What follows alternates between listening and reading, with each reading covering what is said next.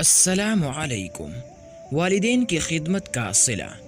بنی اسرائیل کا ایک یتیم بچہ ہر کام اپنی والدہ سے پوچھ کر ان کے مرضی کے مطابق کیا کرتا تھا۔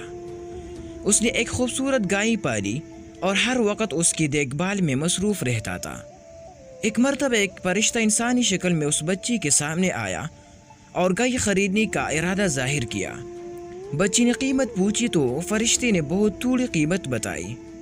جب بچی نے ماں کو اطلاع دی تو اس نے انکار کر دیا۔ فرشتہ ہر بار قیمت بڑھاتا رہا اور بچہ ہر بار اپنی ماں سے پوچھ کر جواب دیتا رہا۔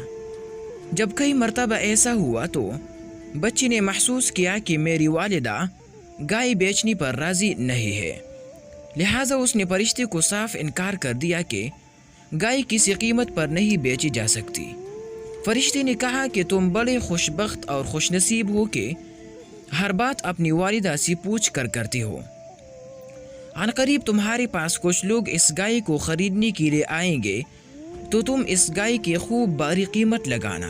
دوسری طرف بنی اسرائیل میں ایک آدمی کے قتل کا واقعہ پیش آیا اور انہیں جس گائے کی قربانی کا حکم ملا وہ اسی بچے کی گائے تھی۔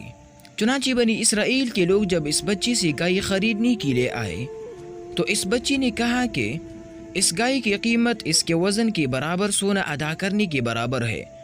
بنی اسرائیل کے لوگوں نے اتنی باری قیمت ادا کر کے گائے خرید لی۔ تفسیر عزیزی اور تفسیر معالم العرفان فی دروس القرآن میں لکھا ہے کہ اس بچے کو یہ دولت والدین کے ادب اور ان کی اطاعت کی وجہ سے ملی۔